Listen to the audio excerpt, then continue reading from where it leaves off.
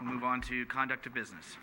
Item 6A, waive first reading and introduce an ordinance adding Chapter 8.36, small wireless facilities in the public right-of-way and utility easements in public and private properties, to Title 8, streets, sidewalks, and right-of-way, and adopt a resolution with small wireless facilities design and siting guidelines, engineering design standards, and standard conditions of approval. Good evening. Director Smith. Honorable Mayor and members of the City Council, my name is Darcy Smith, and I am the city's Community and Economic Development Director. Tonight, I will be providing you with a report for the small wireless facility regulations. The agenda for my presentation tonight will first begin with stating the objective for tonight's item. Next, I will quickly go over the background related to the Federal Communications Commission, or FCC, order, which altered the federal regulations relating to these small wireless facilities and local jurisdictions' regulation of them. I'll summarize the 4 Planning Commission meetings and community engagement session that were held to review these items and the council meeting on May 14th. Provide an overview of the draft ordinance and draft resolution and what changes we've made since May 14th, and end with summarizing tonight's action. And I want to emphasize that while I'm presenting this item tonight and worked mainly on this ordinance, it was a multi-department effort with members of Public Works, including Haywan Ritchie, our city engineer who's here tonight, and Mark Zafrano, the city attorney, as well as outside counsel. So the objective for tonight's item under conduct of business is to waive the first reading and introduce the ordinance that would add a new chapter, 8.36, to the city's municipal code, Title 8, streets, sidewalks, and rights-of-way, and adopt a resolution which contains the small wireless facilities design and siting guidelines, engineering design standards, and standard conditions of approval. So I'll quickly review the background of the federal regulation. As I mentioned in my last presentation, the small wireless facilities have emerged over the past roughly 2 years as demand for wireless service and speed has increased. These complement or stretch the macro towers or facilities which were built out beginning in the 90s, and they're typically mounted on structures that exist already or new smaller structures that only in the right-of-way. They have small antennas, small supporting cabinets, and I want to emphasize that the safety of these, while often questioned, is regulated by the California Public Utilities Commission and the FCC. This quickly shows you the visual difference between these newer facilities, which again are smaller, and the larger macro facilities, which the city has been processing for decades. We first received applications for these in 2017, and they were processed under the city's current zoning code, but those were really designed for the image on the right, which are the macro facilities, which are very dramatically different. Typically, they're installed either on towers, on tops of buildings, and the screening and regulations of them are very different. So I want to emphasize what you're doing tonight has been done across the nation. This is how local governments are responding to these changes in federal laws. The next 2 slides will just quickly summarize the federal regulations, and I provided a great amount of detail last time, but I just want to emphasize the main points, which is that the regulations really clarified as well as restricted local governments' ability to regulate these. Essentially, through shot clocks and deadlines, they make it sort of faster as well as somewhat easier to deploy these wireless networks. And the regulations really specify what cities can and can't do. So the city can adopt what are called objective aesthetic standards. Those regulate design and location of these facilities. Those regulations have to be reasonable, no more burdensome than other regulations that are applied to similar infrastructure, again, within the rights-of-way. We're held to a strict standard that our regulations can't effectively prohibit service or be a barrier to the deployment of that. And again, we have these really restrictive application processing deadlines, or shot clocks, 60 days from start to finish, including all the processing, if the facilities are attached to existing poles or structures, and 90 days for new poles. So our community has been aggressively responding to these new rules. I mentioned earlier, we've joined the coalition of other cities to try to challenge that federal order. We developed a local website with a lot of information. have an interested parties list. We had the 4 planning commission meetings, a community engagement meeting. We held your city council study session on May 14th. And we really developed this whole new process, the ordinance, the resolution, the application process in response to those regulations. So the Planning Commission was the main body that reviewed the draft regulations and also held 3 study sessions, really more of an educational component. It was both to educate the commission and was well attended by the community. Those went back to October, November of last year and January of this year. And again, they were really educational, and the commission played the role of sort of vetting the regulations, reviewing what other cities have done, and I think trying to put forth what I would consider sort of the best practice and the most reasonable set of legislation. So the community engagement session, which was held in January, really was the community's opportunity to learn more and give us direct feedback. We passed out community input forms, which were handed back, and the real goal of that was just to get input about any preferences that the community had and what location preferences they had. So we showed the community some visuals, which you'll see here, of these different types of facilities so they could learn more about what they are. Sometimes they're on top of existing wood utility poles, sometimes they're attached to street lights, as you see in the middle, or sometimes they're the new freestanding poles, as you'll see on the right. And it's important to emphasize that the community expressed some preference. One example, for example, is that they preferred mid-block locations on shared property lines instead of directly in front of someone's residence or other structure. And we included that exact design guideline. So we did get a lot of really good feedback from the community, and I think we really tried and strived to incorporate that where possible.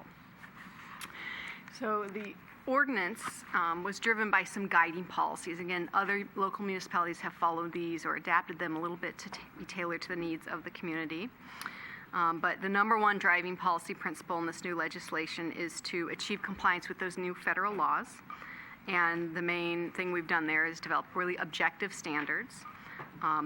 Also, we developed an application process to ensure that we can comply with those processing deadlines of 60 or 90 days. And also, we established these regulations for design and location. Those address a variety of sort of aesthetic things or siting things like the concealment or the screening of these antennas and the associated equipments and cables, the height of them, the size, as I mentioned, location and mounting. So this ordinance will amend the municipal code. That's the role of the ordinance. And as I mentioned, it's included in Title 8, which regulates city streets. And the Public Works Department will review that wireless facility permit. They typically issue encroachment permits. They are the ones that sort of regulate placement of items or construction in the right-of-way, so they are the most appropriate city department to do this. And they've been very engaged in this process. So some of the real key features I want to highlight of the ordinance is the public notice, which is required to be mailed by the city. We didn't ask the carriers to do that. We will handle our own noticing, mail that out. It's meant to advise the public of the application, and that's all the property owners and any occupants or renters within the project site. There's an appeal process, which I touched upon last time. I'll go into a little bit more detail here. There's the right to appeal.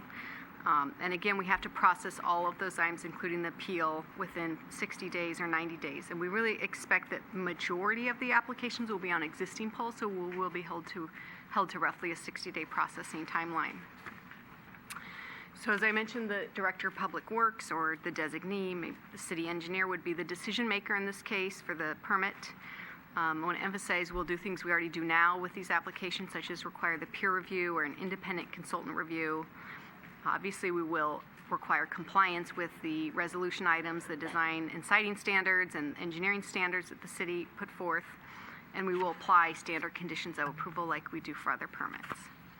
So this shows the application processing timeline and all the things that have to be accomplished within that 60 or 90 days. This is a flow chart which shows, again, the application process, and what happens if it's appealed or not appealed. And so again, sort of from the blue beginning to the blue end, it has to be done typically within 60 days. And as I mentioned, if the permit is approved, there'll be a really robust set of conditions of approval, which are in the resolution. And we made some modifications to those to really ensure that the city's interests are represented. Conditions of approval run with the permit. They cover really important items like maintenance of the facility, inspection and access by city staff, insurance and indemnity provisions to protect the city, bonds, maintenance obligations, and any required compliance and independent testing to ensure full adherence with the FCC rules related to radio frequency emissions. There are the design and siting guidelines, which are in the resolution. I want to emphasize those are written in a way to provide flexibility for the city to respond to many of the different location contexts present in San Bruno. I think if you know the city well, you know we have a variety of different types of neighborhoods and commercial areas, and so when we wrote those, we built in as much flexibility as we could. One of the most important thing with these, again, we can regulate aesthetics, is to ensure concealment to the maximum extent feasible. We want to try to avoid any over-concentration, so one antenna set per facility or structure, and we strive for a locational separation of about 300 feet. There's a policy that the equipment should be located entirely on the pole in a vertical arrangement to avoid kind of over-clustering it more horizontally. And again, the shielding or concealment is really important in those guidelines. And last, if there is other equipment that's underground, and already some areas of cities newer have that, then we can require undergrounding where that's already occurred. So another key feature of the design and siting guidelines is that these installations can't damage existing city street trees, set the maximum height, 50 feet. If there are brand new poles, which may come forward, that those replicate the materials, colors, and finish of any similar infrastructure, like if they're steel poles, then the new pole should be steel and not some color that doesn't fit in with the existing infrastructure. And we did install siting location preferences. This is largely a result of the community engagement, in which industrial and commercial districts are at the highest ranked preference, and residential neighborhoods, specifically single family or duplex neighborhoods, are at the lowest or least preferred locations. So that concludes my quick summary of the ordinance and resolution. I'll spend the rest of the presentation covering your feedback at the May 14th meeting. So one of the items that council discussed in the most amount of detail was the maximum height. I think we gave you some feedback that we really need an objective standard, and our recommendation was 50 feet. What I heard from council is that appeared acceptable because that was within the federal height limit. I want to emphasize we may see lower applications, and we will try to encourage those where the existing infrastructure is lower, but there may be technically infeasible reasons why it can't be that low. So we just want to be able to work on a case-by-case basis to determine the best height. The next item that council discussed was public notification. There was discussion about changing the radius noticing to 500 feet or other alternatives such as door hangers or notices on poles using other technology. But the standard for public notification when required is 300 feet. It is a mailed notice, so yes, the postage can be expensive. We will consider postcards, which are actually cheaper to mail and cheaper for all the paper. They're actually read more easily by the public when they get them. So we'll look into that, see if we can do that. We also will require the carriers to post notices on poles. That can be effective for folks walking around the site or in the neighborhood. We will require the carriers to do that. But we will maintain that our recommendation is 300 feet. We think that's important for consistency with other required noticing. And last, again, we changed the ordinance to require the placement of the notice on that pole. So the council discussed the appeals process in a lot of detail, asked for more information about the appeals process, how that would actually work if someone filed an appeal, asking for council notification if that did happen, and discuss the fee. So the staff recommendation is to have an appeals fee that's consistent with the lowest appeals fee in the city for administrative decisions, which is currently $225. And that's, again, on the lowest range. And the appeals process that we've proposed for any appeals that are filed is detailed in the staff report, but I'll cover the 5 main steps on these next 2 slides. So if an appeal is filed, it's submitted to the city manager's office within the prescribed time limit in the ordinance. We would distribute that appeal, which typically would be in writing, to the council for informational purposes, and obviously give it to the applicant, distribute it to relevant staff. We would then have staff prepare a written recommendation after reviewing the appeal and getting any response by the applicant. Sometimes appeals raise new information or new questions that we would need to research and get answers to. And last, we've proposed that the city manager actually schedules and holds a public hearing. That would include the appellant, the staff, and the applicant. And then after receiving that testimony in a public forum, the city manager would render a decision. And again, that decision could be, as you know, to overturn the decision or approval, add new conditions of approval based on new information or certain circumstances. But the appeal process would end with the distribution of that final decision to the city staff and city council, appellant, and applicant, which is a common process. So council also raised some concerns about damage to any city infrastructure, because again, these are in the right of way and often they involve construction, and sometimes public infrastructure could potentially be damaged through installation work. So we did make revisions to the conditions of approval to just ensure that any damage is restored within a time period that we think is reasonable. And again, we think that will ensure our interests are protected. And last, staff, including the city attorney and our outside counsel, made a few just final changes to the ordinance and the resolution. We did thoroughly review the changes requested by AT&T Verizon in their last set of letters and again today. Well, we've made a few very minor changes to ensure that we're really following the best practices. I will say the majority of the changes that were requested by Verizon and by AT&T have been rejected as just unnecessary at this point. For example, they did not want any public notification. We believe we're fully within our legislative authority to require public notification. They also really raised some concerns about the appeal and really wanted no appeals process, and we refused to grant that request. So I want to emphasize we have reviewed all the requests, and at this point we fully understand this is kind of a new ordinance and new technology, so to the extent it's actually put in practice, we may need to revise the resolution. But based on the applications that we have been processing to date, we do believe that our ordinance and specifically the resolution, the design and siting standards, are practical and can be applied successfully as written. I think what we can't control is changes in technology. So antennas change. Right now we're only seeing 4G deployments. 5G, we do not have an exact time frame for that even being deployed in San Bruno, but we are not getting applications for that right now and don't anticipate we will anytime in the next in this calendar year. So with that, we don't know what exactly those antennas will be designed for, but I do think if we get changes in technology such as antennas that are 5G or different types of antennas, that we would need to revise the resolution, which could be easily done through a council action.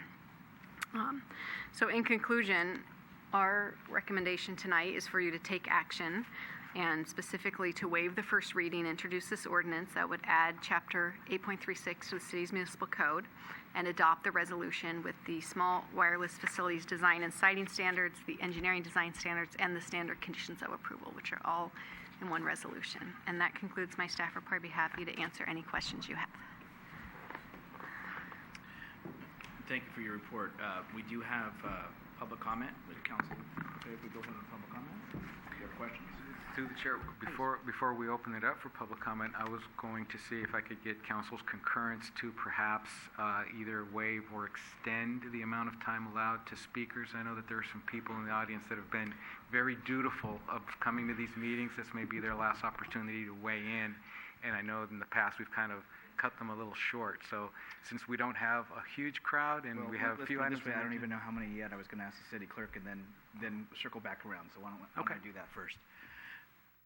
We have 5 speaker cards at the moment. Mr. Rico, did you want to speak? Okay, 5 speaker cards. Yeah. So so with 5, yes, then they should Right. have the 3 minutes. Are you asking to have that extended? I think if people want to go beyond the 3 minutes, I was going to ask that we allow them to continue for this particular issue, because I know it's very, but I'd like to have some emotional limits issue. so everybody's treated equitably. If somebody stood here for 10 minutes and somebody stood for 2, that's not fair. I want to make sure everybody gets an equal amount of time. 5 minutes. Okay. 5 minutes. Okay. So, I guess the chair, I've been told, can do as they wish, but we have 5 people, so I'm going to hold it to those 5, though, that have up to 5 minutes. And at 5 minutes, that needs to stop, please.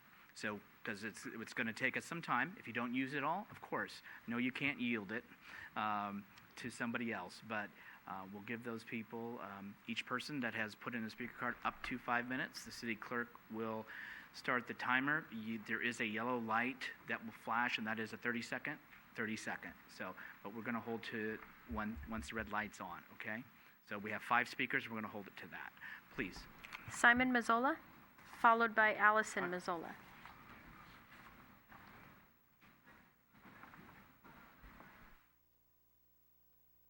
It's all you. It's your time. Absolutely.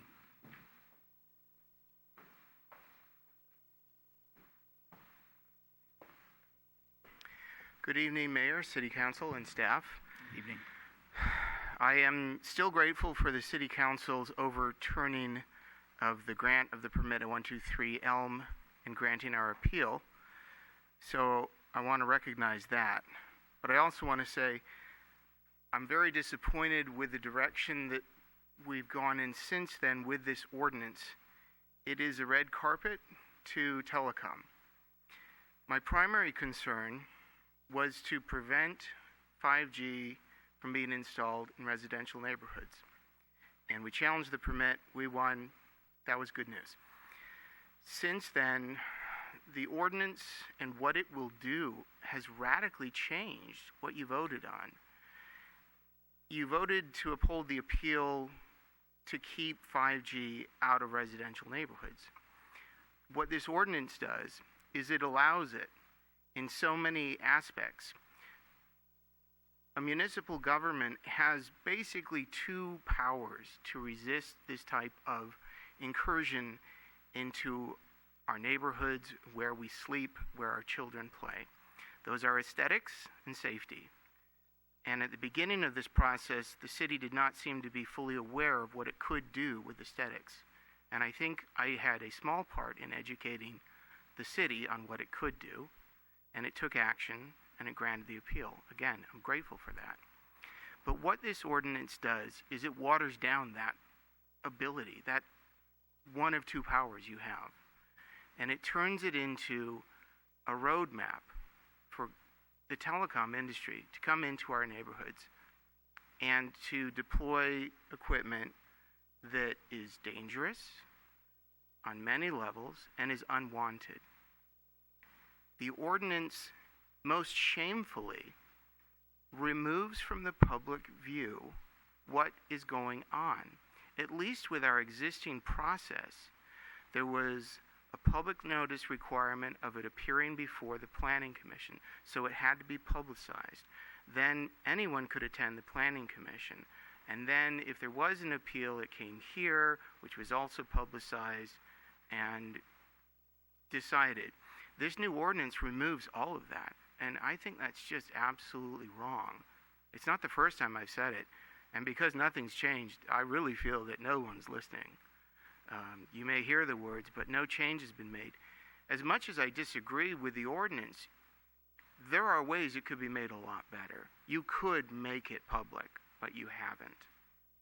You could make the process something where every application shows up on the city website, but you haven't done that. It's a very simple thing to do, but you haven't done it.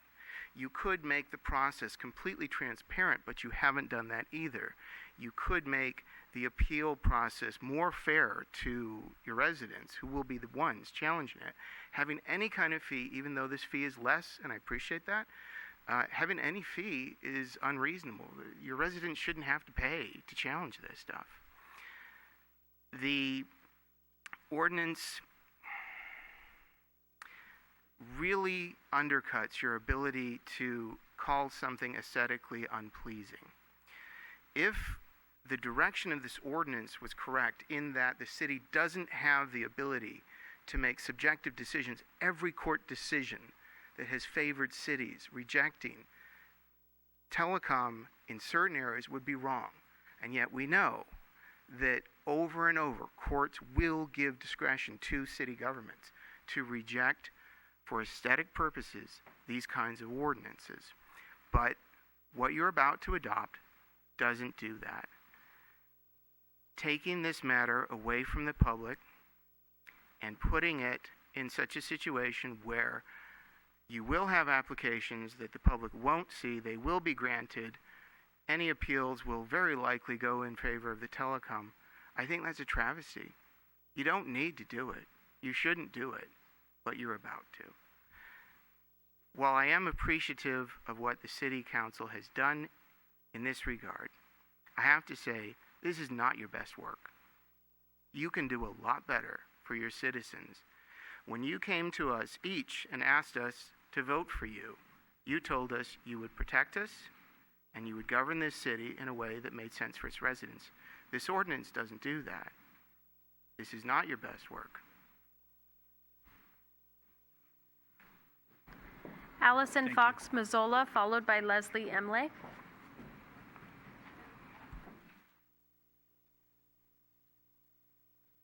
Good evening.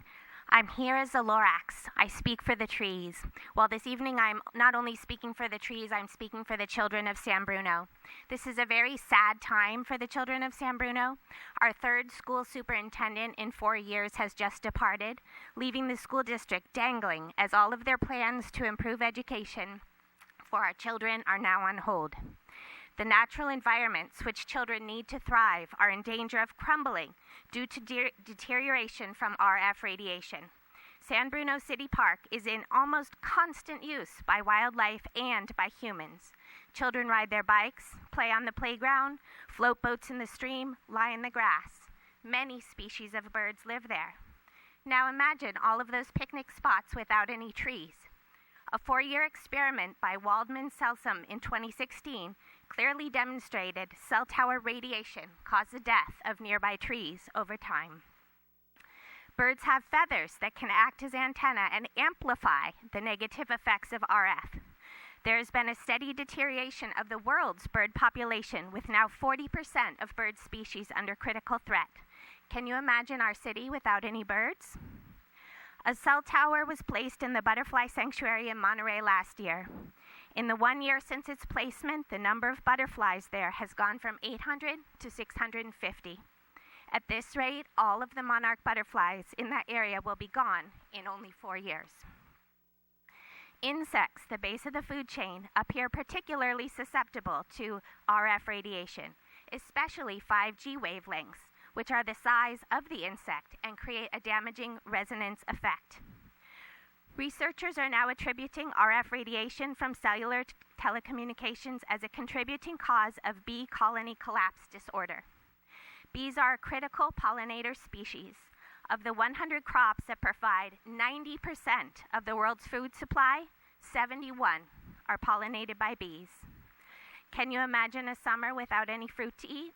No peaches, no watermelons, no strawberries, no berries, no cherries, no apples. Now, we find that new city ordinances have made no provisions for protecting the health of our youngest children while they are at school. Cell towers may now be placed near the school campuses, exposing our students to radiation 6 hours a day for 13 years.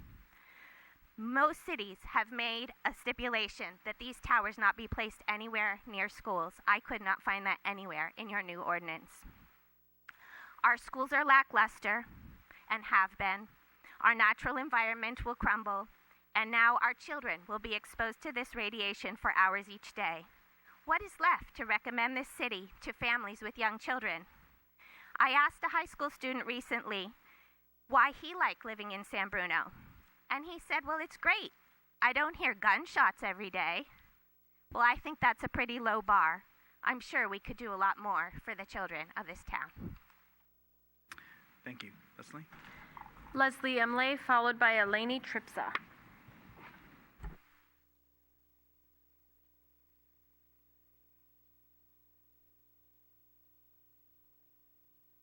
Good evening, Council. We've brought you so much information over the last 9 months, and it seems to be stagnant at this point.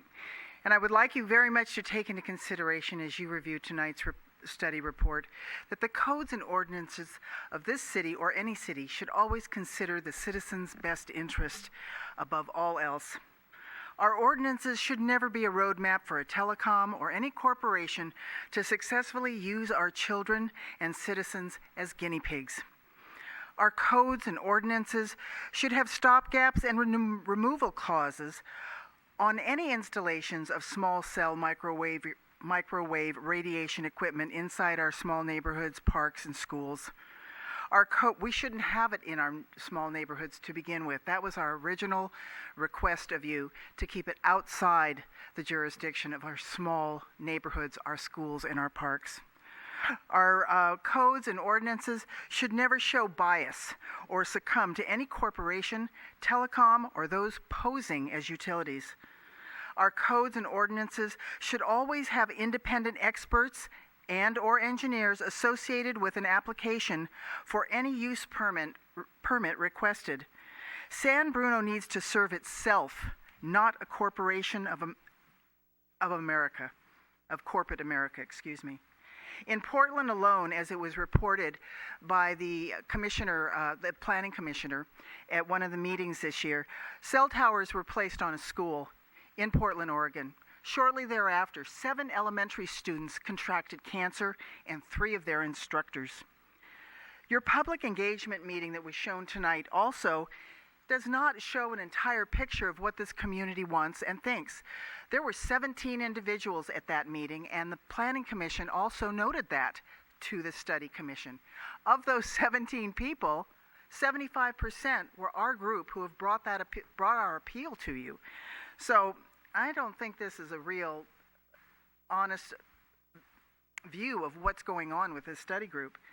And as far as RF radiation, if you are not born with a mutation, enough radiation will allow your body to produce a mutation. Mutations in the body cause cancer. They open up cells. They have multiple drivers. They can't be destroyed. I know this firsthand. And I don't want to see this happen to the people of this city or any other city in this United States. Even the Prime Minister of Brussels, Belgium, put a halt to 5G. And he stated that no corporation was ever going to control his country, nor were they going to be allowed to use their citizens as guinea pigs. This is a reality, and until this is all concluded and all the studies are in, and most of them are in, this is a cancer-causing agent. We have to do something to postpone this or redirect it so it's to our benefit and not to the corporations, the utilities, or the telecoms. Thank you. Thank you. Eleni Tripsa, followed by Russell Stein.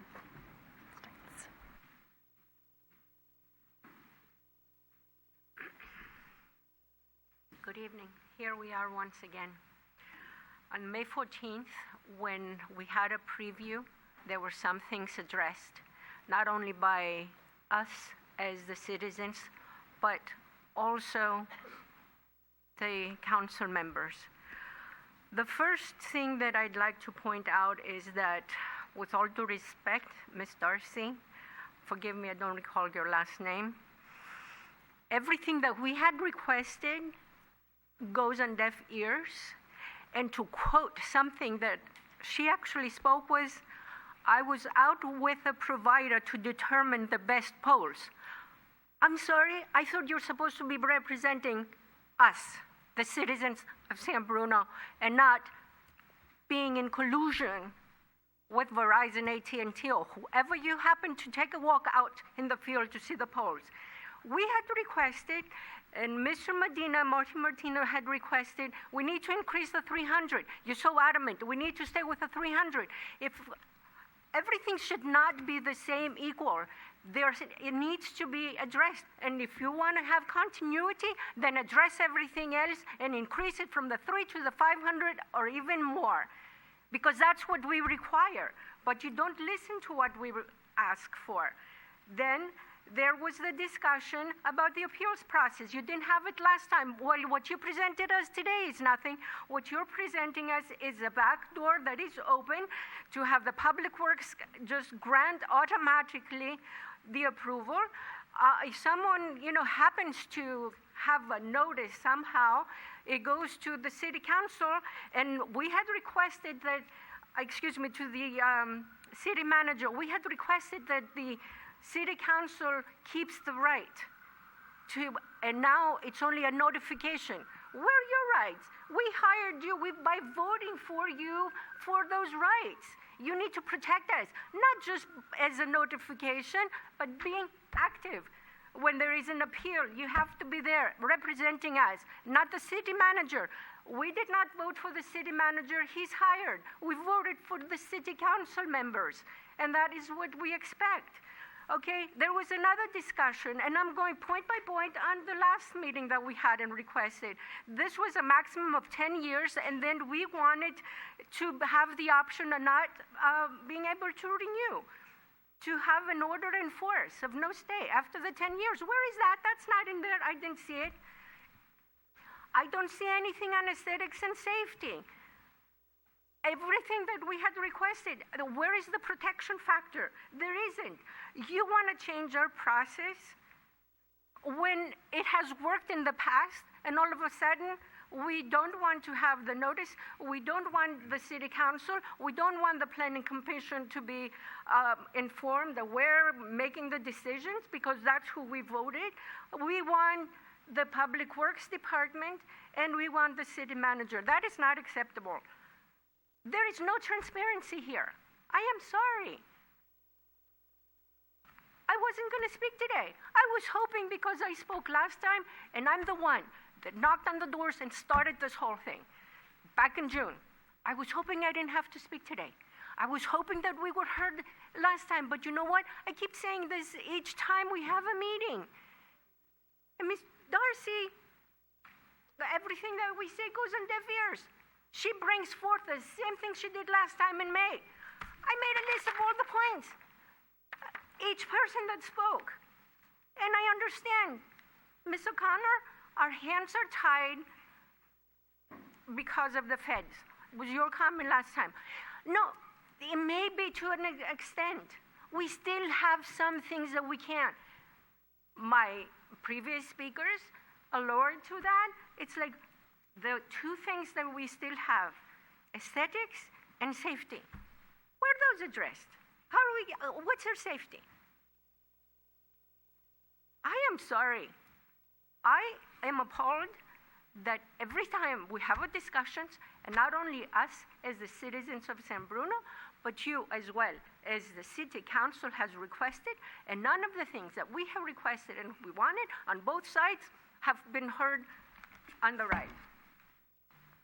Please do not. Thank you. Russell Mr. Steins. Steins.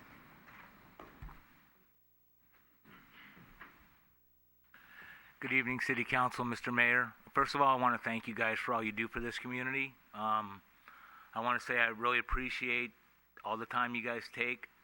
At the same time, I want you guys to please consider that you are this community. You are what saves us and protects us from corporate America, from money, from you are the safety net for our community, for our children, for our families.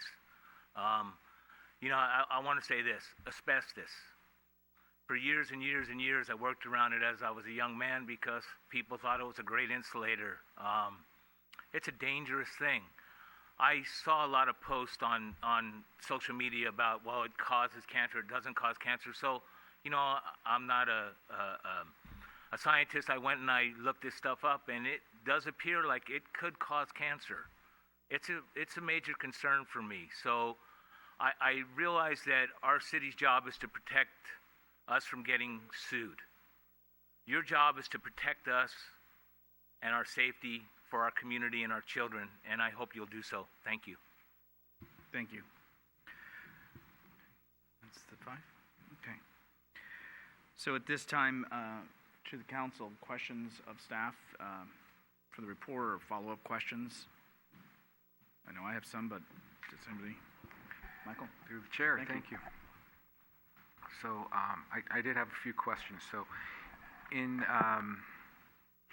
I noticed there was language in our ordinance now that does state preferences of where we would like to see these things placed, and I was wondering if we could push that language to be a little bit stronger. I've looked at some related ordinances that do say that they do not want them in neighborhoods and puts a burden on the provider to demonstrate that there is a business need. I believe our ordinance on the macro towers does require them to provide that. I know I saw that in the appeal material where they did have maps that showed that they had dead spots. I don't know if that's implied in this ordinance or if it's something that we could state in this ordinance that if they do want to be in a neighborhood that they have to demonstrate that need. So, if I may, Mr. Mayor. Please. So unfortunately, the federal order, the FCC order that the city is challenging along with dozens of other cities throughout the United States does not apply to cell towers. It only applies to the small cell installations. And that order says that the cities cannot effectively prohibit or require cell carriers to demonstrate that they have a business need in order to locate their small cell facility. And that is the reason why the small cell ordinance does not include the same provision as the city's ordinance that addresses only cell towers. So the short answer is no, that would be a violation of federal law. You want to follow up, Irene? I do have more. I get upset when we, all of us collectively or even individually, are accused of not keeping the safety of our residents in mind. We live here too. We all do. I have children here. We all have children. We all went through the schools here. I mean, to think that we don't keep safety in mind as the very first thing is very insulting. So I just want to say that. We have to work within the federal laws as much, that's what we're trying to do. We're trying to make it the best we can for the city while still working under federal laws. We don't like the federal laws. And we're working with other cities to get them changed, and we are with you as every way we can be, being concerned about our kids and our own health and welfare. But and I know I said before our hands are tied. Our hands are tied. We have not only our council, we've had outside council, we've had many things, many people telling us these are the restrictions you have to work under. So I'm just saying those things. When you said don't have them in small neighborhoods, every neighborhood in San Bruno is a small neighborhood. We can't say don't come to San Bruno. So I believe we as a collective council are working the best we can as staff is. And we haven't passed this ordinance yet. That's what this meeting is about, to hear you and to make changes. We haven't done anything yet. So please, give us a chance. And my question is, putting those things aside, on page 8, 1, 2, 3, the third bullet point, it says facilities should be no closer than 300 feet away, radically, I assume that means in a circle, from another small wireless facility. Is there a reason for the 300 feet? Page 8, bullet point 3 of the staff report. So, in other words, can we make it 500 feet? Can we make it 1,000 feet? Why is it 300 feet? So 300 feet is a best practice that other cities have considered recently. But so what? But I will say it's on the smaller end. So Can we say 1,000 feet? You can only have one pole every 1,000 feet? Well, it would just be a question of whether it's reasonable. We had a carrier say it's not reasonable, so I don't really care. We could carrier certainly says. review it in more detail. I don't think we can answer that question definitively tonight, but if that was your feedback, we could look into it. So if I may take a stab at that. So I'm sorry, Mark, could you speak into the Sure, thing sorry. more? It's hard to hear you. Usually nobody complains that my voice is too soft.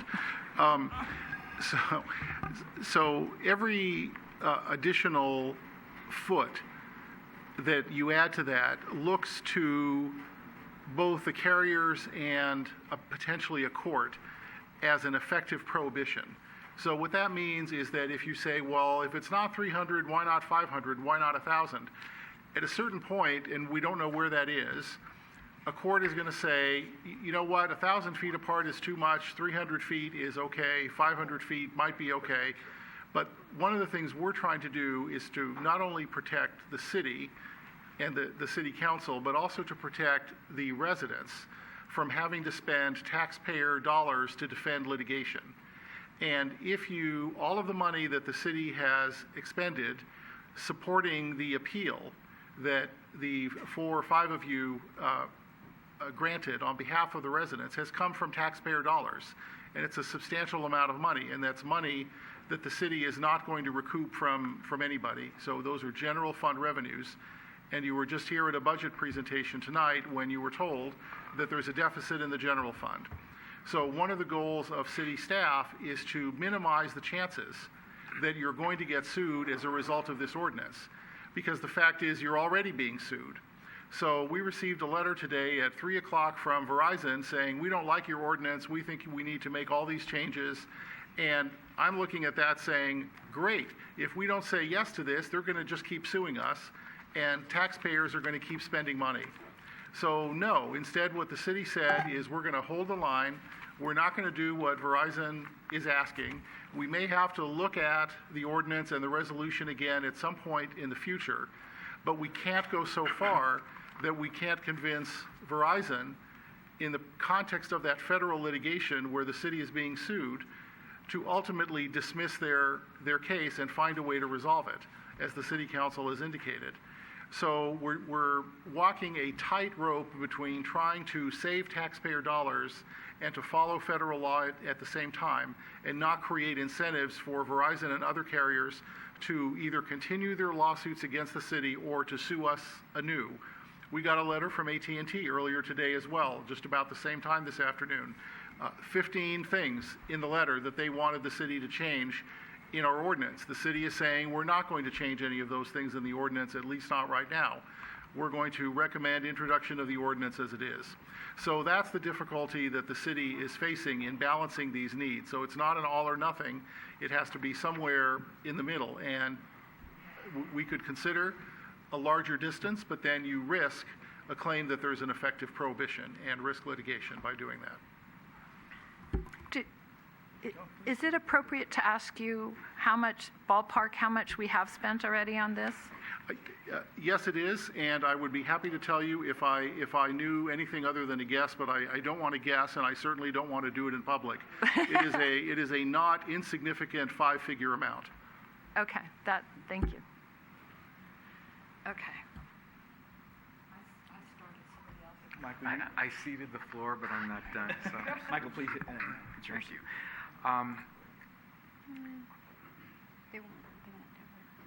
Councilmember Medina had forwarded us an article regarding what San Rafael was doing, and I looked at their ordinance, and it was very, very similar to ours. I think it included a lot of the same components. But theirs made a further distinction about prioritizing arterial streets, meaning that those would be preferred over the small residential streets. And again, I know that they'll probably go back to their, that we're denying them, but the real benefit of 5G comes when you have clustered groups. So it makes a lot less sense from a carrier perspective to put a 5G antenna where you have a low density. It makes a lot more sense in high density. So if they're talking about enabling smart cars, self-driving cars, those would be more likely to operate on those arterial streets. And I don't think they'd have a harder time arguing that was, that we're somehow denying them, right? We're actually pushing them toward where they really should be. I mean, 5G makes sense in a stadium. It doesn't make sense in a bedroom. So I don't know if we could look a little bit more into that and see if we can maybe sort of narrow down our bands a little bit more. I know neighborhoods are already at the bottom of the list, but if we say, start on those arterial streets, and then absolute last possibility is the residential streets. Yeah. Sure. Do you get away with that? So we do not have streets listed in our prioritization, and we can look at adding in arterial streets as a higher priority item. Number one priority right now is industrial and districts, and so we can put arterial streets close to the top with that. Okay. All right. And, one of the questions that came up too was, about what we lose with our ability to, weigh in on the,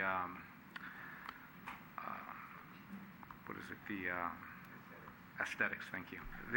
Weighing in on the aesthetics of these things. And what we saw on the appeal was that, there was, I think, very little consensus initially among the council about what are we going to call ugly in this case. It had gone out, the planning commission had said, yeah, it looks fine. Staff's guidelines said, yeah, it looks like what we would expect. But the council kicked it around. We got input from the public, and we decided, no, it's really not acceptable. And as a result, Verizon came back with brand new drawings. They expanded their possibilities, whereas they had initially told us it's either got to be pole A or pole B. They came back and said, well, we could put up a pole. And they said, well, it's got to look like this. And then later came back and said, well, actually, it could look like this. And it was a lot nicer. And had we had an opportunity to actually reevaluate what they were presenting, maybe at that point we could have said, this is now more acceptable. Unfortunately, we went a different route, and now we're we're in litigation. So, I mean, that is what it is. We made that decision to go that route, and I think we're all the wiser for it, and we understand a little bit better about what our limitations are and what our, what parameters we can and can't weigh in on. But I'm wondering if staff really feels that this ordinance is specific enough and provides enough concrete detail so that now the people that are going to make the decision can look at something and say, this does meet the city's definition of an acceptable device. And as technologies evolve, these antennas get smaller, or they get more stealthy, they get safer. Are we going to be able to keep up with that and say, okay, what was okay 2 years ago is no longer okay, this is now the new standard? And ultimately, I want to make sure that whatever they bring to San Bruno is going to be no less safe, no less attractive than what they're putting up in Hillsborough or Atherton or somewhere else.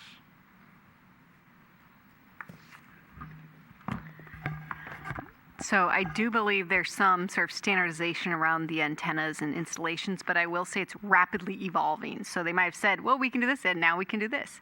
Just like the antennas, they're evolving, right? So I do think this is an area of regulation where you're always chasing the technology. Mm-hmm. But at this point in time, I do believe this ordinance and this set of design and siting guidelines are sort of the best approach based on the applications that we're seeing right now. And so we have 8 applications from Verizon that we put through the test of this ordinance and resolution. And we've also met with other carriers, and we've seen what their proposals may be submitted once the ordinance is in place. So I do believe that we have something that's going to work. But I will say, I think it's just an evolving technology. So will we be back here in a year potentially looking at changing the resolution? Possibly.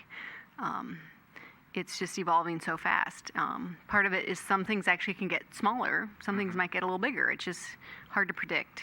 I will say that what I've seen over the years is just things are traditionally get a little smaller, but they might have different designs. So like they showed us a steel pole where everything's kind of encapsulated, which looks great. I don't think that existed a year ago. And if I may, Mr. Mayor, just to add to what the Community Development Director said, there are 2 actions before you tonight. One of them is to introduce the ordinance. The ordinance really sets the base. What you're talking about are the design guidelines, and those are done by resolution, and there's a reason for that. It's so it can be more flexible. In other words, the resolution can be brought back to the City Council really at any time. If staff determines, or if there seems to be some need to amend those guidelines to adapt to changing technology, we can do that more quickly. Having said that, the FCC order also makes clear that the city can't regulate technology. All they can do is regulate the aesthetics of what it looks like, And beyond that, those regulations have to be objective. So what the FCC order says is that it shouldn't matter whether it's the city council, whether it's staff, whether it's the city manager looking at a proposal, they should all come to the same conclusion because the standards are objective. So if they meet the objective standards, that's the goal. And the city's goal was to draft objective standards as much as possible with as much possible flexibility as we could muster, but still have those standards be objective so that there is a uniform application of those standards. And so I think I would want staff to understand that it's based on the previous decisions that council does expect to hold the carriers to the highest standard available, that we don't expect staff to settle or allow the carriers to come in with something less than their best effort. I think another critical component of that too is just going to be the openness and how much information that we can exchange. And so I agree with the speakers who said that getting the information out is critical. And I know that not more than an hour ago I said we need to cut back on our mailings and cut expenses. But I'm wondering if there is maybe an opportunity to create a mailing list for interested parties where we could email notifications of these things as they come in, so that if there are people that are interested, and maybe not just this, but any topic of interest that is a recurring thing for the city, could we have an email list, a distribution list that would get blasted every time one of these permits comes in or a new development comes in, or whatever people have an interest in. If we could do that basically at zero cost and still keep that information flowing and keep those details available to the public. So we'll certainly look into that, council member, but one of the other things, sorry, I don't mean to throw a wet blanket on everything, but I suppose that's what the lawyer is for sometimes. The important thing to realize about that is the FCC order also says that the regulations around small cells can be no more stringent than regulations around any other kind of public infrastructure. So we don't provide a notice on email or on the website or on the doors or to 500 feet or 1,000 feet. When PG&E is putting up a pole, we don't do that. When the cable department is putting up infrastructure, we don't do that in a whole variety of other situations that are in essence the same, or the FCC order believes is the same as cell towers. So we will certainly look into that. We'll do the best we can. But I just want to make it clear that these are difficult things to accomplish without violating that order, and we're trying not to do that. Right. And I would argue that if we voluntarily send out an email message and not impose it on the carrier to do a mailing at their cost, they can't argue that we can't do that if we want to. It puts no burden on them for us to voluntarily do that. So, but I think your point was to expand it not just to cell towers. It was anyone development. who's interested. It was a broad base. Right. It could be for anything. For example, so Right. then you would cover more of, not a lawyer either, but I mean, you cover more of Right. the bases. It's not just specified to a entity. Sure. We could have a dog lovers list, right? There you go. They get notified about new parks. So, and that was it for my questions and comments. I do take the comments from the public to heart. I do wish there was more we could do, but the rules did change on us as well. And, I really wish we could address more of the issues. But I think, as most of you know, some of those things are just very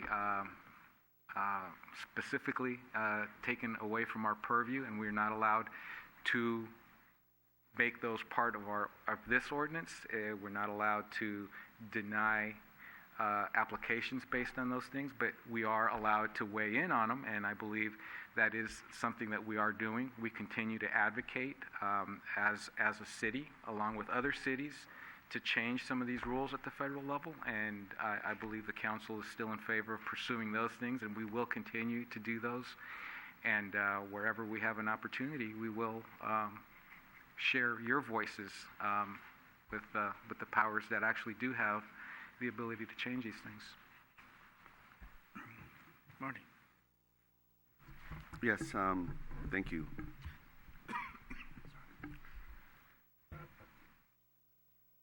It's this is one of the hardest things since I've been on the council of dealing with. Yet, here I go. So, the thing that to really remember, this was ordered by the FCC. The title of the order is Accelerating Wireless Broadband Deployment by Removing Barriers to Infrastructure Investment. It's spelled out right there. They thought very well on how to take this decision as much as they could out of council's hands across the country.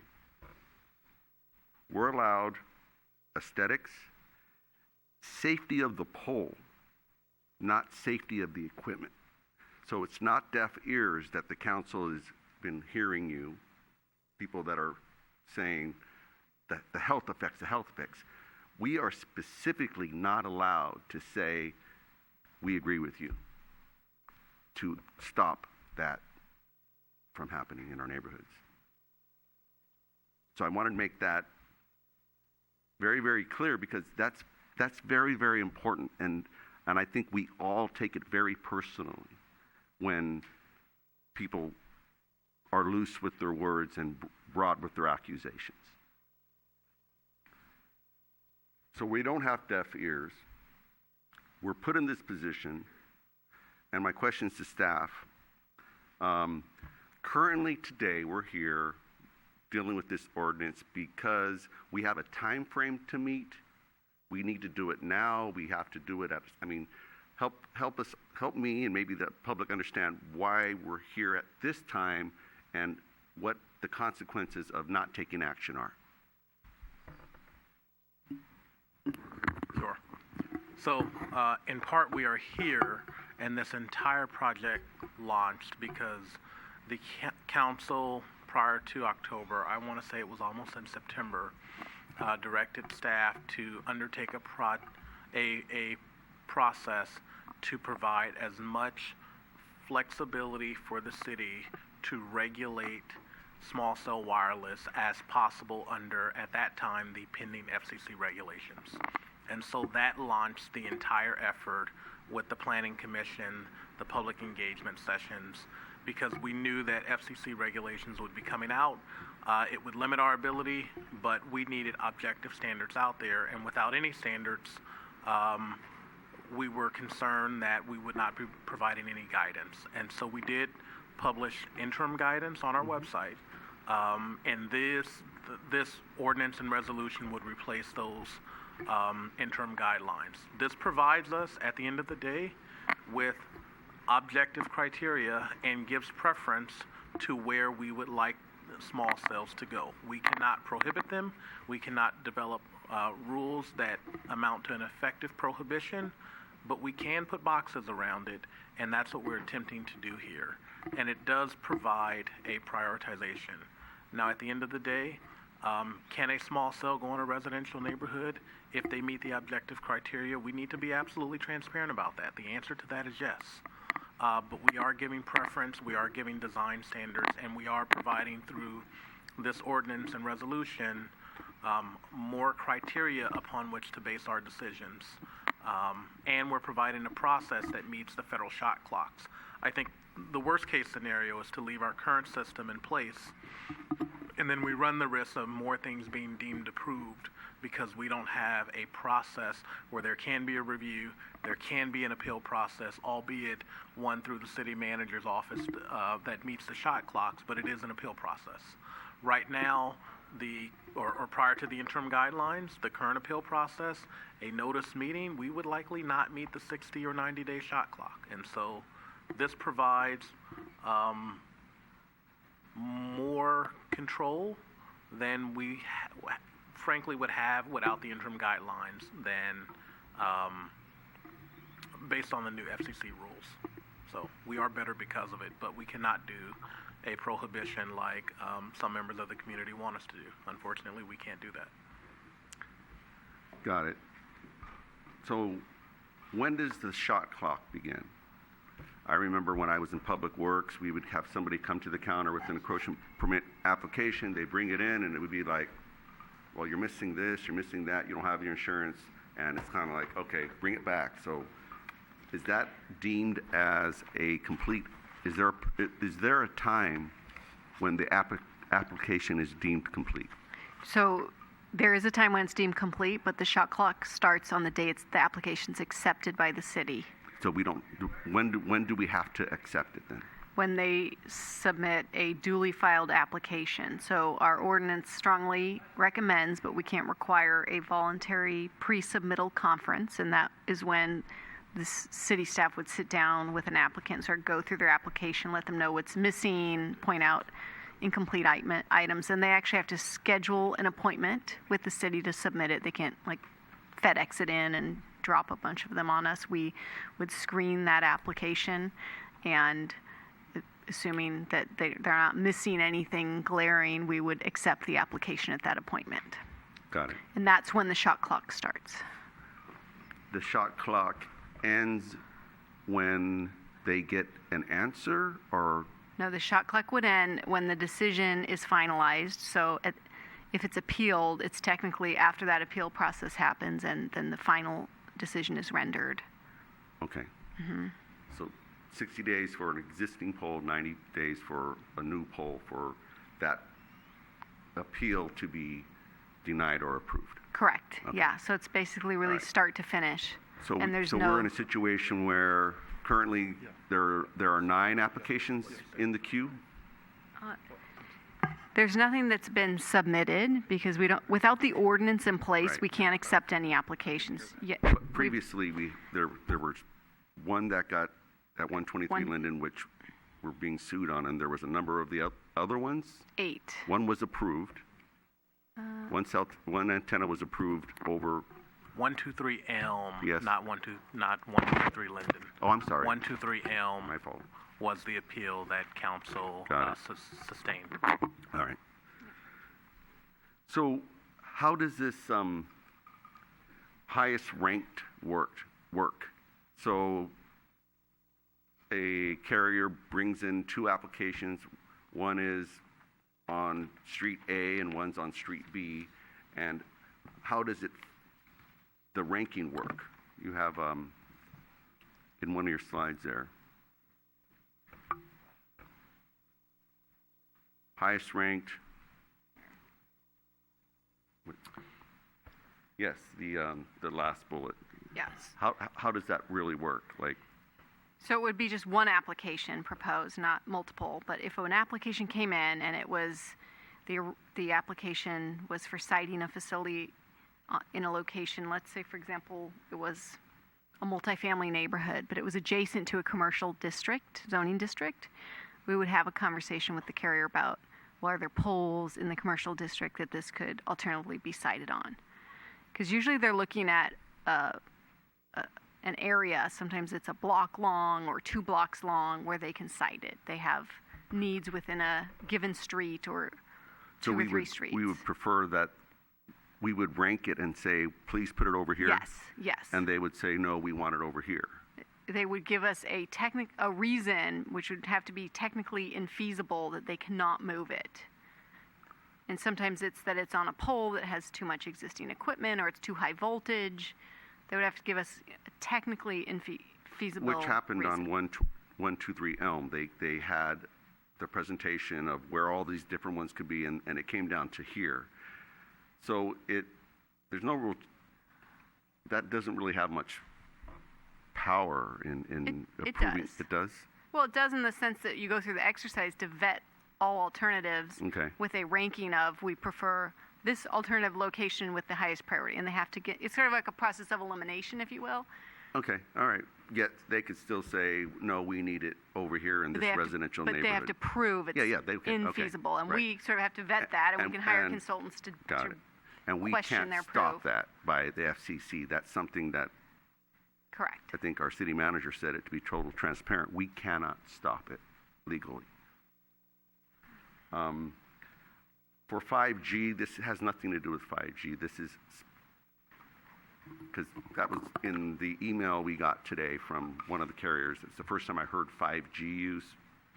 So this is a different technology, and So my understanding is that 5G is still small cell.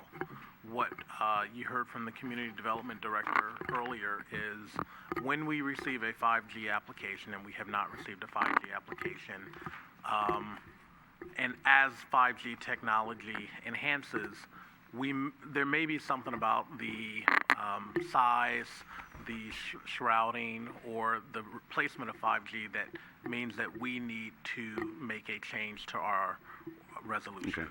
But it is quite possible that a 5G small cell application can fit within the guidelines that we have here.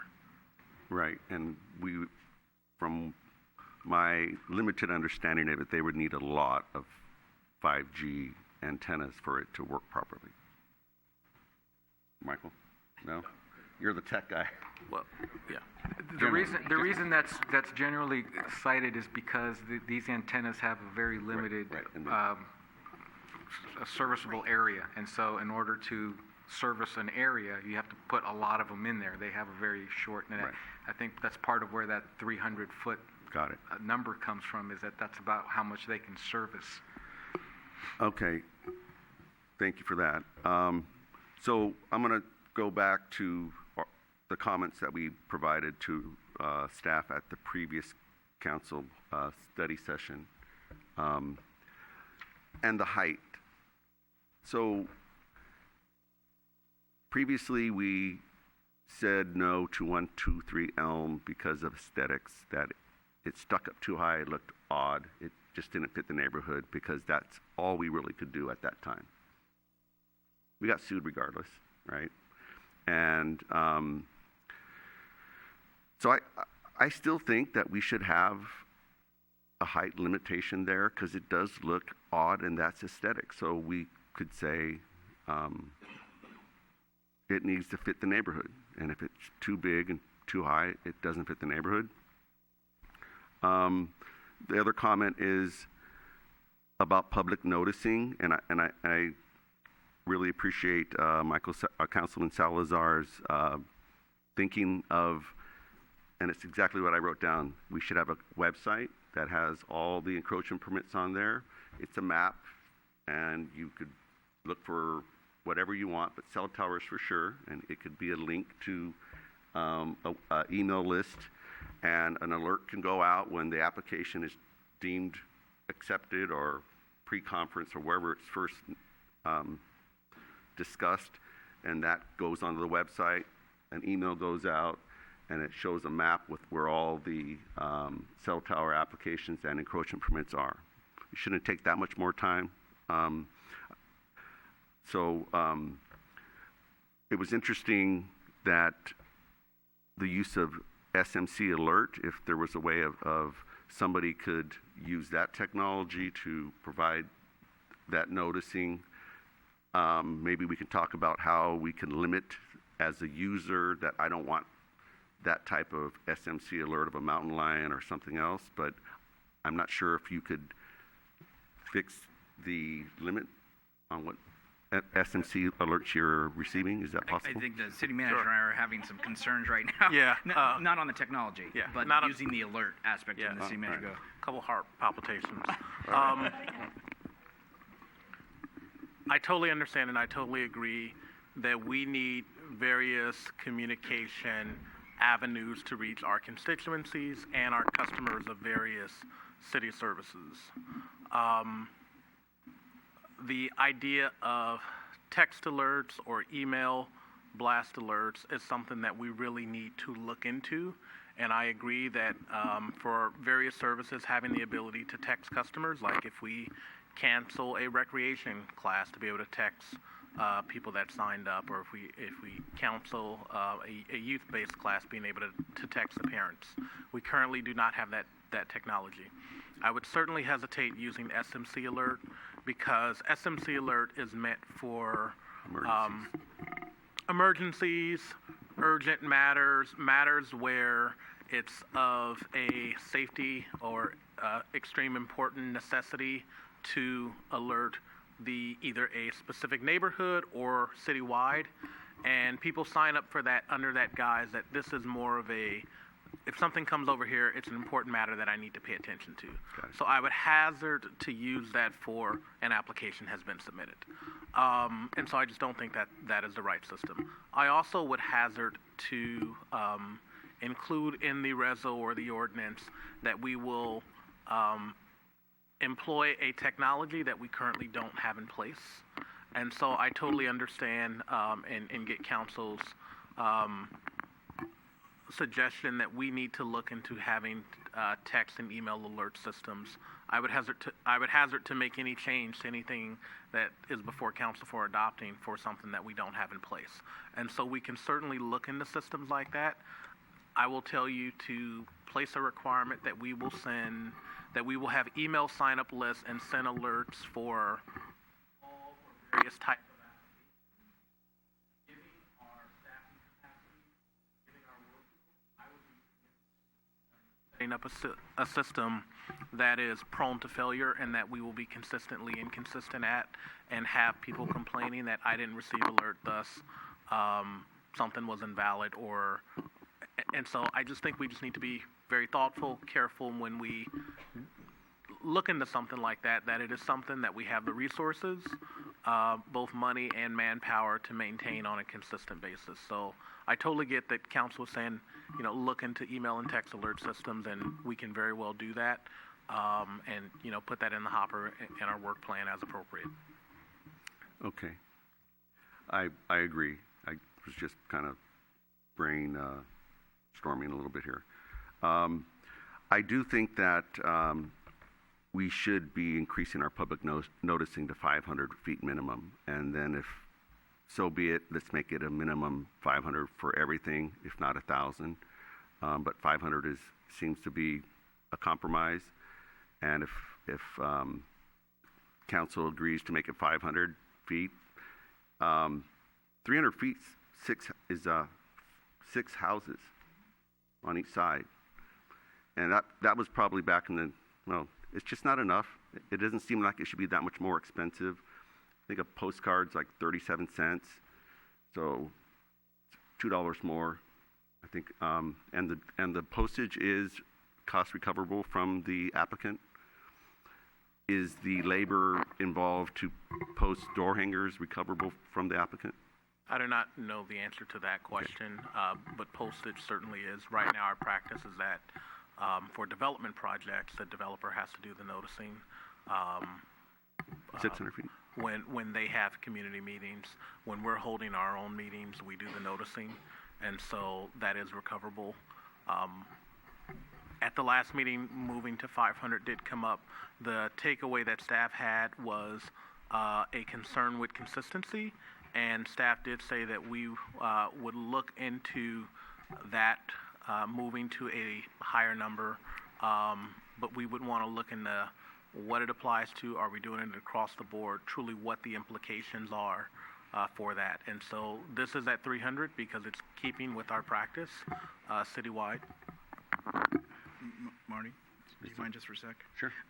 On that, my recollection of the 300 to 500 was just what was stated up here, is that just having a broader radius, but that I understand staff said to be consistent. So it was, well, is this 300, is that 400, is that 600, and then we don't want to have something. So my memory is telling me the council said, well, let's go back and look at it across the board, whether it's a development project or whether it was a cell tower, to have it on a consistent basis so that there's never an ambiguity to somebody who's been here 1 year or 1 month when they're having to perform the task. So is that what staff understood as well? That's what I... Yes, that is what we understood, is to go back and take a look at it. And specific to small cells, if we're talking about technology that has a radius of about 300 feet, what is the rationale for making the notice 500 feet? And so we want to kind of vet all of those questions as well. So may I ask a technical question? So if after, say we pass this the way it is, afterwards the staff goes through everything and decides 500 feet is great, we can amend this to 500 feet? Okay, just so we know. All right. I understand the transparency component where, and how the city manager isn't elected. We are elected. We are the last word. I would like to keep that, yet it's clear that we would have some serious timing problems, and I'm okay to, or maybe my question should be this: how often would we have to have these meetings where the appeal would come to the city? Every week? Unknown how many applications we will receive, unknown how many appeals we will have. Widening the notice may increase the number of appeals. I mean, it's truly something that we can't answer. I can tell you from experience how difficult it is to schedule a special city council meeting, and you guys experience how we periodically poll for a special meeting, and everybody has different commitments during the week. And so I do think that it will be a real challenge to get council together in the shot clocks. And remember, the entire process, including the appeal, needs to take place within that 60 to 90-day shot clock. And so we have developed a process that provides an appeal mechanism, but that is also in alignment with the new FCC rules. And we do have other processes that do not go to the city council for final review. The example we gave in the staff report was an appeal of a massage permit revocation. And so there are practices and professional staff in place that make decisions that are sometimes final. And as your professional staff, I would say that we have the skills to do that, but I totally understand the conversation of you guys are the elected representatives for the community.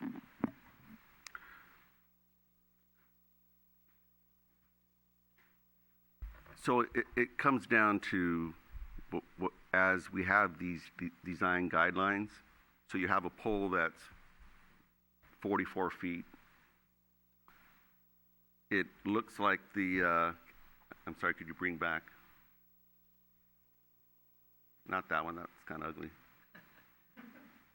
It looks like the one on the left's ugly. That's the one we rejected previously. Similar to that. I'm sorry. Excuse me? Right here. Yeah. That's similar to the one at 123 Elm that we, based on aesthetics, said not good. The one in the middle, it looks a little odd, but it doesn't look that bad, right? I don't know. I'm just expressing my opinion. So if it looked like that and it was within the height limits, it's going to get passed. And so, I don't know, this may be a little odd, Mr. Mayor, but for our residents who showed up today and spoke on it, the one in the middle, would you want the council to grant the appeal to reject that based on the way that looks right there? Because I don't think I don't know, maybe I'm going way crazy, but I don't think we can, based on the way that looks. I mean, everybody's looking at me, so I'm going to stop. I think the city attorney wanted to chime in. If I may, Mr. Mayor, the object of both the FCC guidelines and the city's ordinances and the guidelines that we've proposed for you to look at tonight is to, unfortunately, to prevent a neighborhood poll or a poll at a public meeting about raise your hand, which one do we like, do we not like this, do we not like that. It's possible that all three of the, in fact, it's likely that all three of the installations that are on display are installations that meet the objective guidelines that the city has adopted. And what the FCC order does is it prevents opinion from influencing the decision by some people saying, well, I think it's ugly, and other people might say, well, I really like the one on the left better more than the one in the middle, and somebody says, I like the one on the right more than the one on the left. That's what the guidelines are designed to avoid. And so that's what the city has tried to do to propose a resolution with the most objective criteria possible. So I think it's important to note that the guidelines do not contemplate a neighborhood poll or a vote or a veto that the neighbors have over the facility, just as neighbors do not have veto power over any development application. So if that were the case, then a neighbor could come in and say, I object to your putting a second story on your house, and then the city would be required to go along with that neighbor's view. So we can't allow vetoes over installations so long as they meet the aesthetic objective guidelines.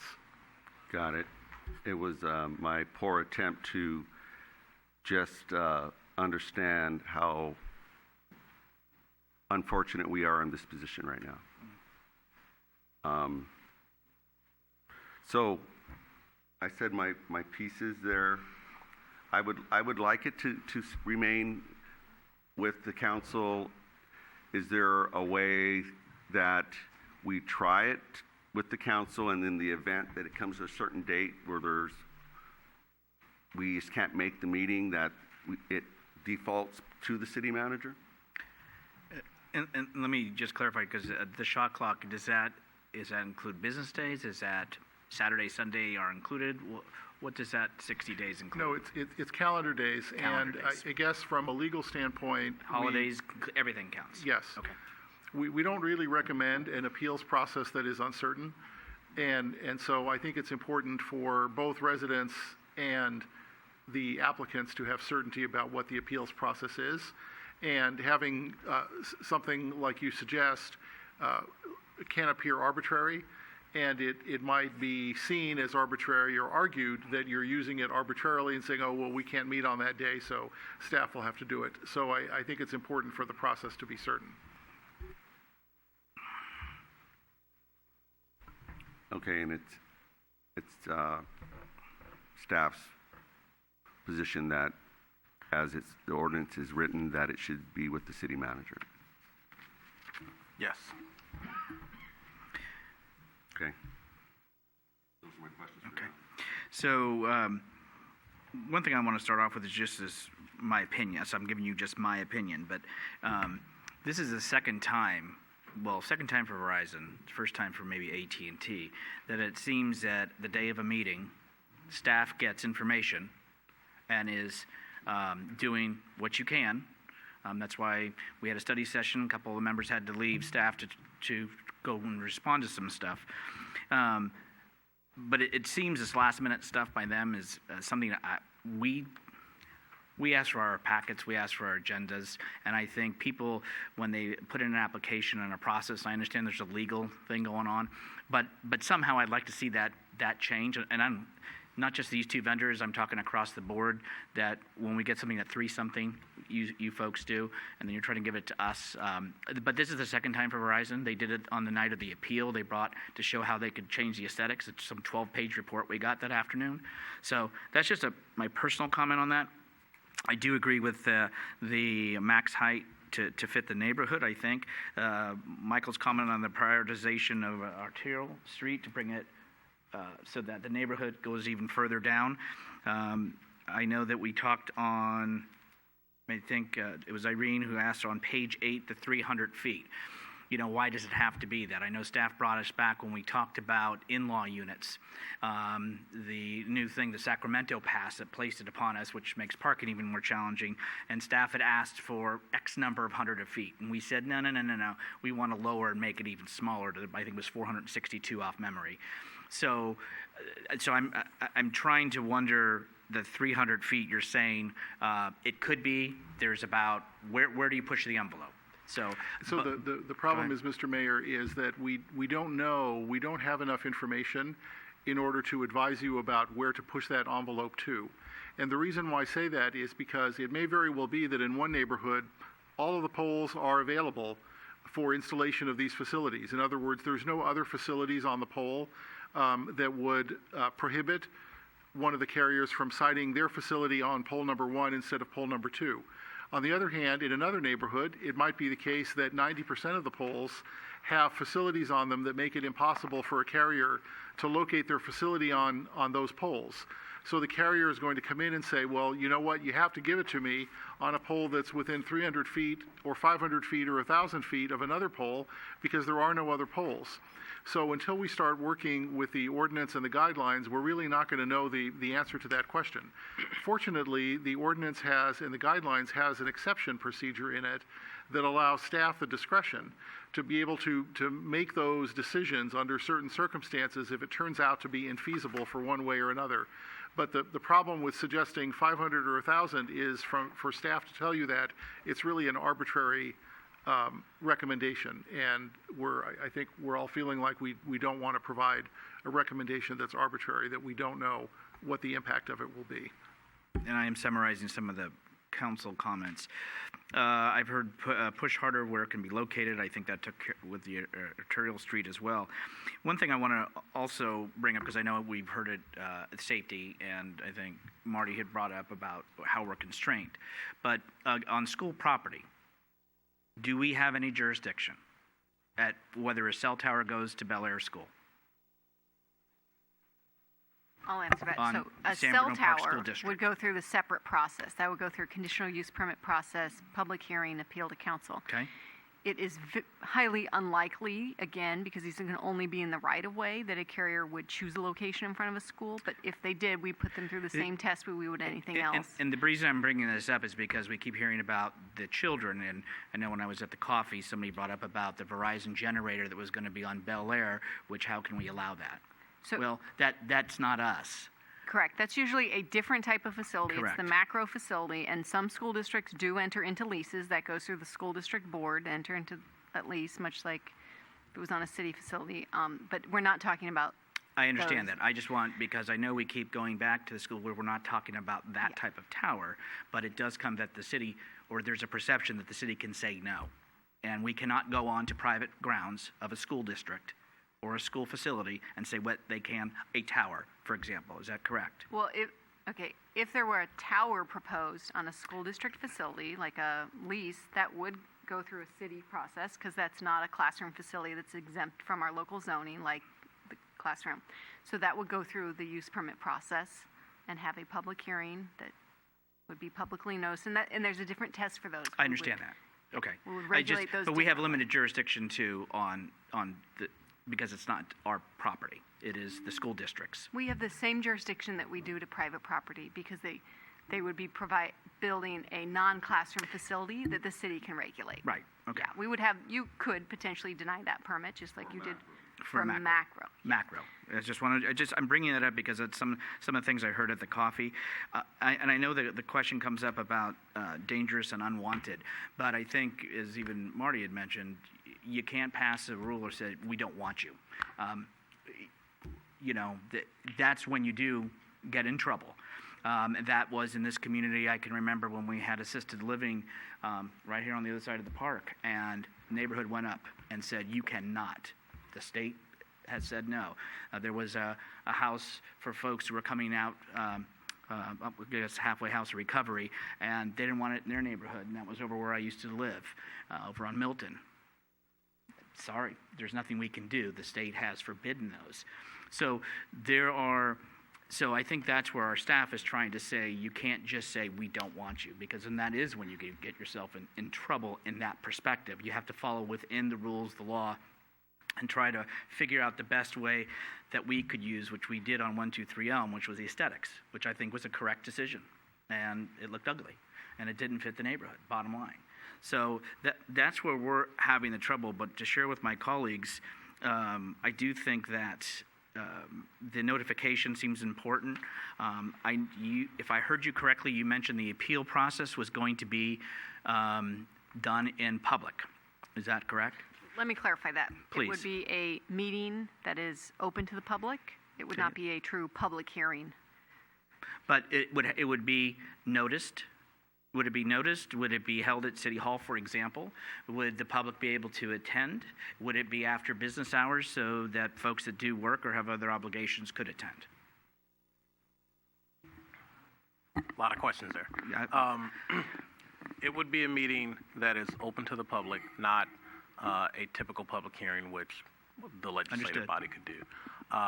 Would it be at a facility that is accessible to the public? Yes. I would assume most would be at City Hall. Some could be elsewhere, but we would always aim for a facility that's open to the public. Would they always be after hours? I do not know that. Typically, for appeals, you communicate with the parties and try and find an agreeable time where they can come. I don't want to commit to having them all after hours. I just don't know that we would be able to accomplish that in every instance. Will they be noticed? Is the other question. And people that have asked to be notified about that application will receive notice. Would we do a 300 or 500 or 1,000-foot radius notification for the appeal? No.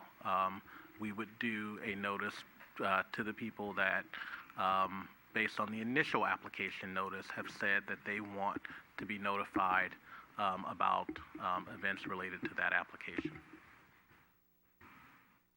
Okay. I think that was it for right now. Any other follow-up? Marty? Yes, thank you. These locations need to get a building permit to electrify their power? Possibly they would just get an encroachment permit. The power is pulled typically through the pole carrier, and the city doesn't issue a building permit. Okay. They have equipment. So normally you have to get a green tag from the building department in order to energize a line, but if that's not required?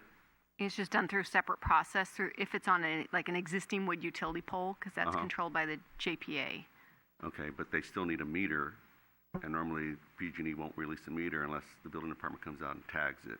On private property, yes. Sometimes there's Public exceptions right-of-way, in the right-of-way. Okay, yeah. I'm just But curious. if a building permit's required, we would obviously require it. Right, because when it's tested. Often it's just an encroachment permit. Right. And for an existing pole, they may not need a new meter. Okay. But when it's tested, to turn it on and see if somebody's going to go out there and check to see that the frequency it all works properly, and the city has some gets a report on that at that time, or how does that work? Through conditions of approval, we do require that testing, and they furnish the report. Okay. That was it. Thank you. Other questions from council?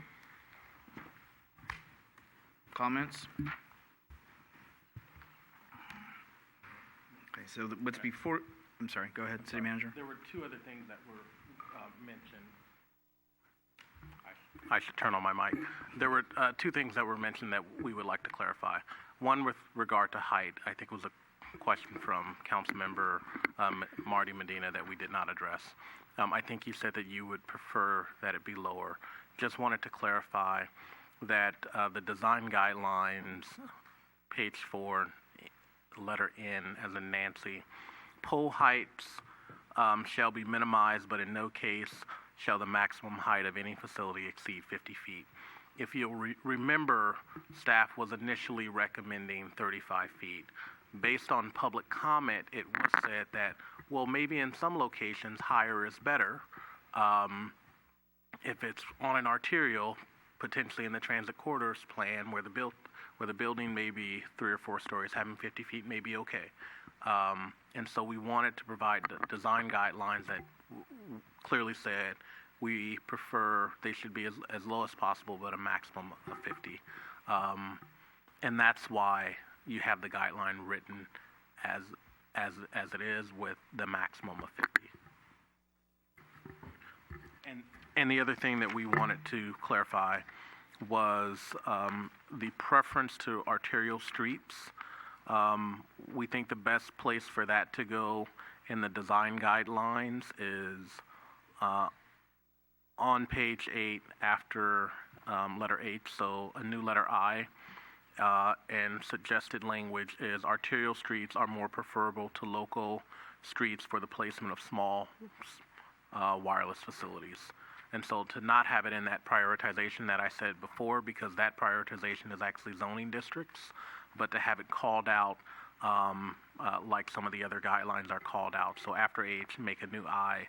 Arterial streets are more preferable to local streets for placement of small wireless facilities. So we, when we get to introduction of the ordinance and resolution, we can make that wording change.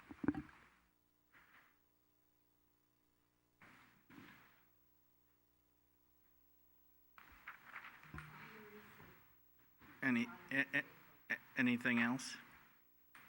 Staff? So the actions before the council tonight, it would be, first of all, to adopt the resolution for the design guidelines. That's one action, a separate action.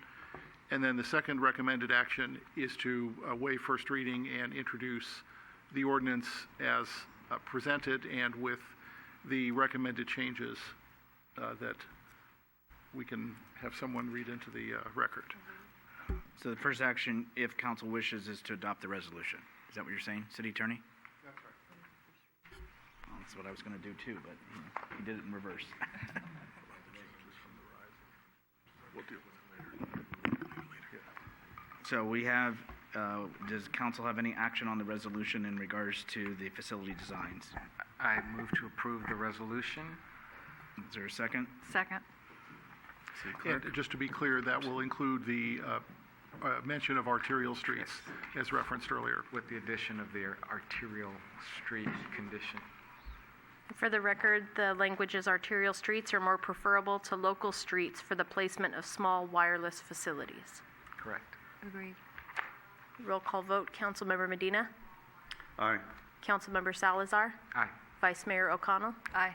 Mayor Medina. Aye. Motion carries. The next action would be to waive the first reading. So moved. Second. All those in favor say aye. Aye. Aye. Any opposed? 4-0. And the action on the ordinance. I move that we approve the ordinance. That would be to introduce the ordinance. It would come back at a subsequent meeting for adoption. Okay. I move that we introduce the ordinance. Councilmember Medina. Aye. Councilmember Salazar. Aye. Vice Mayor O'Connell. Aye. Mayor Medina. Aye. Motion carries. Okay.